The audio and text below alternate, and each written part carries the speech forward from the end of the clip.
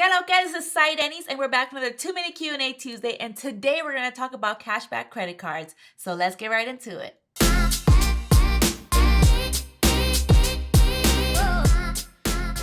So today's question is, I want to consider getting a cashback credit card. I want to know if you use a cashback credit card, and if so, which one? Yes, my family and I, we do have a credit card. It's a cashback credit card, but I definitely want to talk to you guys first about the credit card rules that I have and that I use for my family. So first is use your credit card like a debit card. At the end of every single month, make sure that you are paying off your credit card in full, completely to zero. And on top of that, make sure that every single expense that you are charging to that credit card is budgeted for. You have a plan for every expense. Don't just put random stuff on there.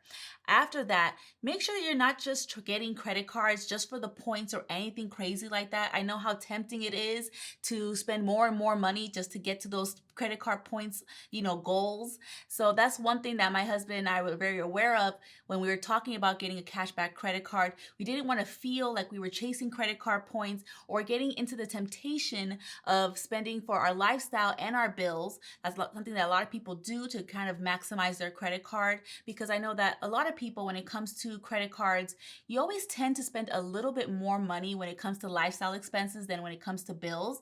Bills are a little bit more budgeted for, lifestyle expenses is a little bit more in the air, because you can think that, your travel or your restaurant bill is going to come out to one number, but it might be a little bit higher, which tends to add to getting into debt on accident. So that's one thing that I really want to make sure that you guys are aware of before picking a credit card. So when my husband and I started doing our research, we came across the American Express Blue Cash Preferred Credit Card. And when I tell you I was surprised, I was so surprised, because it definitely caught my attention. They gave us 6% cashback on groceries, which is pretty high, 6% cashback on streaming, 3% cashback on gas and transit, and then 1% cashback for everything else. When we looked at our budget and we compared it to this credit card, we were like, these people know us. They know us so well, because we realistically spend a little bit less than $6,000 on our grocery bill on a yearly basis. And that's exactly where the cutoff was for groceries. So you get 6% cash back up to $6,000.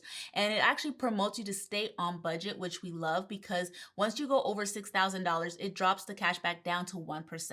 So for us, we're like, hey, we need to stay within $6,000 because we get to maximize our points.